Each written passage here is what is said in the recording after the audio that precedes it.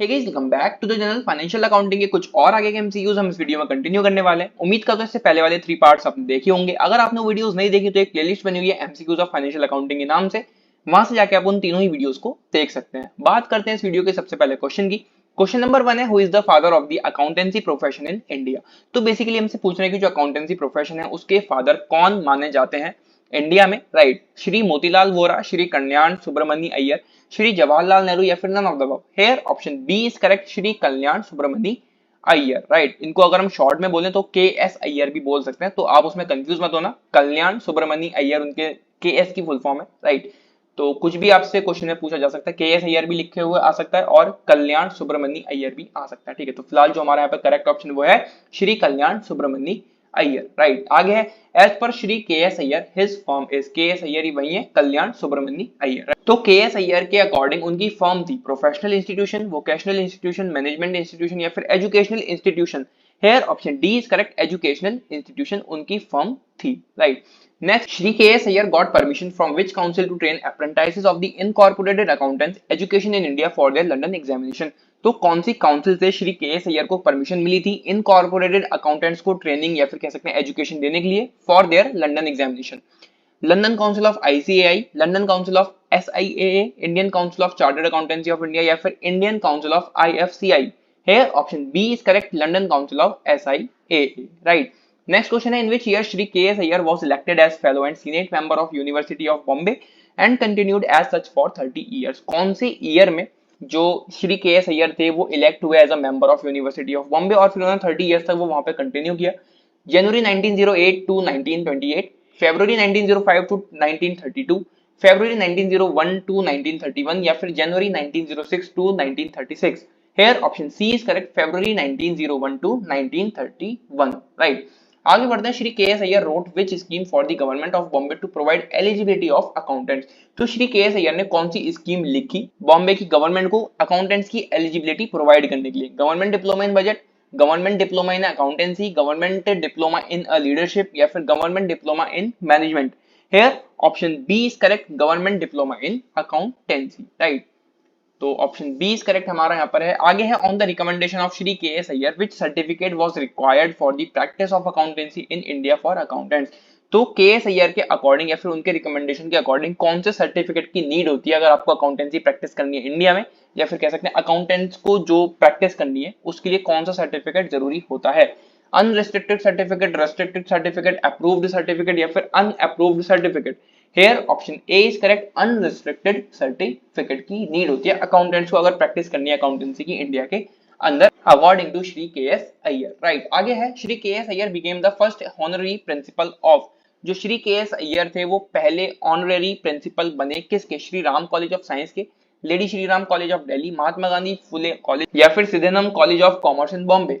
Hair option D is correct, Sydenham college of commerce in Bombay. ठीक है, आगे है, Shri K S Iyer started his practice in. जो Shri K S Iyer थे इन्होंने अपनी प्रैक्टिस शुरू करी 1897 में, 1898 में, 1899 में या फिर none of the above? Here option A is correct, 1897 में उन्होंने अपनी प्रैक्टिस को बिल्कुल जो है शुरू किया था। राइट, आगे बढ़ते हैं, book published by Kalyan Subramanya Iyer on book keeping is. जो बुक पब्लिश करी के एस अय्यर ने या फिर कल्याण सुब्रमण्य अय्यर ने बुक कीपिंग की वो कौन सी थी? The principles of accountancy, the principles of law, the principles of practices of accounting standards या फिर the principles and practice of book keeping?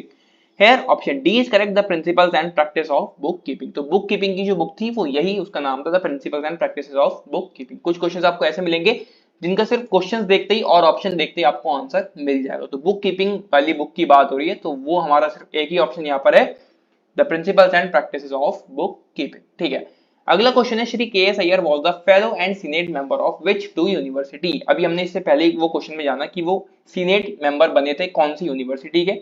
यहाँ पर दो पूछ रहे हैं, university of Delhi and university of Bombay, university of Madras and university of Bombay, both A and B या फिर none of the above? Here option B is correct, university of Madras and university of Bombay. तो इन दोनों ही यूनिवर्सिटी के वो हम कह सकते हैं सेनेट मेंबर बने थे। राइट, आगे है, Shri K S Iyer was died in. Shri K S Iyer की डेथ हुई कौन से ईयर में? 1920 में, 1930, 1940 या फिर none of the above? Here option C is correct, 1940 में उनकी डेथ हो गई थी। आगे बढ़ते हैं। इन which year Shri K S Iyer converted बायरामजी जीजी boy Parsi charitable institute Bombay into college of commerce. तो श्री के एस अय्यर ने कौन से ईयर में एक चैरिटेबल इंस्टीट्यूट था बॉम्बे का, उसको उन्होंने कॉलेज ऑफ कॉमर्स में कन्वर्ट किया, ये हमसे पूछ रहे हैं। मार्च 1901 में, जून 1910 में, जून 1911 में, या फिर मार्च 1900 में। Here option D is correct, March 1900 में श्री के एस अय्यर ने एक चैरिटेबल इंस्टीट्यूट जो कि बॉम्बे का था उसको कन्वर्ट कर दिया कॉलेज ऑफ कॉमर्स में, राइट। आगे है double entry system was first discovered in. जो डबल एंट्री सिस्टम है जिसमें एक ही ट्रांजैक्शन की दो बार एंट्री होती है, दो एस्पेक्ट से एंट्री होती है, एक डेबिट साइड में और एक क्रेडिट साइड में, तो वो वाला जो डबल एंट्री सिस्टम है वो कब डिस्कवर्ड हुआ? पहले 1454 में, 1494 में, 1554 में, या फिर none of the above. Here option B is correct, 1554 में डबल एंट्री सिस्टम सबसे पहले डिस्कवर किया गया था, राइट। आगे double entry system was originated in. जो डबल एंट्री सिस्टम था वो ओरिजिनेट हुआ, यानी कि उसकी सबसे पहले शुरुआत हुई कहां? रशिया में, इटली में, इंडिया में, या फिर none of the above. Here option B is correct, Italy में जो डबल एंट्री सिस्टम है वो ओरिजिनेट हुआ, ठीक है। आगे बढ़ते हैं। Double entry system was invented by. अब ये जो डबल एंट्री सिस्टम है इसको इन्वेंट किया किसने? स्टार्टर ने, J R Batliboi, Lucas Pacioli, या फिर none of the above. Here option C is correct, Lucas Pacioli ने डबल एंट्री सिस्टम का इन्वेंशन किया था, राइट। आगे है the system of recording transaction based on dual aspect concept is known as. तो एक ऐसा सिस्टम ट्रांजेक्शन को रिकॉर्ड करने का जिसमें हम ट्रांजेक्शन को दो अलग अलग एस्पेक्ट से रिकॉर्ड करते हैं, उस कॉन्सेप्ट को क्या कहा जाता है? Double account system, double entry system, single entry system, या फिर none of the above. Here option B is correct, जो कि बहुत सिंपल सा है, डबल एंट्री सिस्टम। एक बार फिर से बता देता हूं, डबल एंट्री सिस्टम एक ऐसा कॉन्सेप्ट है जिसमें हम जो भी ट्रांजेक्शन को रिकॉर्ड करते हैं वो हम डबल एस्पेक्ट या फिर ड्यूअल एस्पेक्ट से रिकॉर्ड करते हैं। कि अगर हमने कोई चीज खरीदी है तो हम उसको दो साइड में रिकॉर्ड करेंगे। एक तो जो हमने खरीदी है वो हमारा पैसा जो डेबिट हुआ है वो, ठीक है, और कहीं ना कहीं वो पैसा क्रेडिट भी हुआ होगा, वो बिजनेस में क्रेडिट भी हुआ होगा, ठीक है। तो डेबिट और क्रेडिट दोनों ही साइड को हम रिकॉर्ड करते हैं उस एक ही ट्रांजेक्शन से, ठीक है। तो वो हमारा होता है डबल एंट्री सिस्टम। आगे है double entry system means. Double entry system का मतलब होता है entry in two real accounts, entry into different sets of books, entry of two aspects of one transaction, या फिर none of the above. Again बहुत simple सा इसका answer है entry of two aspects of one transaction. एक ही transaction के दो अलग अलग पहलू हम रिकॉर्ड करते हैं अपनी बुक में या फिर अपने अकाउंट में, ठीक है। आगे बढ़ते हैं। In system of petty cash book, अगर हम पेटी कैश बुक के सिस्टम की बात करें तो उसमें क्या होता है? Fixed amount is always given to petty cashier and actual amount is always given to petty cashier. As per wish of petty cashier amount is given, या फिर none of the above. Here option B is correct, an actual amount is always given to petty cashier। जो actual amount होगा वो हमेशा किसको दिया जाएगा? petty cashier को, right। आगे है double entry system of book keeping refers to the. Double entry system book keeping का कहा जाता है उसको क्या? Entry in two sets of books, entry of the two aspects of one transaction, entry at two dates, या फिर none of the above. Here option B is correct, entry of the two aspects of one transaction. Double entry system से बस आप इसको देखते ही समझ जाओ कि दो एस्पेक्ट से ट्रांजैक्शन की रिकॉर्डिंग हो रही है, ट्रांजैक्शन एक ही है लेकिन उसको दो पहलू से रिकॉर्ड किया जा रहा है, ठीक है। तो जहां भी आपको डबल एंट्री सिस्टम मिले वहां पर आपके एकदम दिमाग में हिट करना चाहिए कि दो एस्पेक्ट से एक ही ट्रांजैक्शन रिकॉर्ड करी जा रही है। नेक्स्ट क्वेश्चन है the double entry accounting system is. फिर से वही क्वेश्चन है, बस थोड़ा सा घुमा फिरा के पूछ लिया और घुमा फिरा के उसके थोड़े ऑप्शन दे दिए।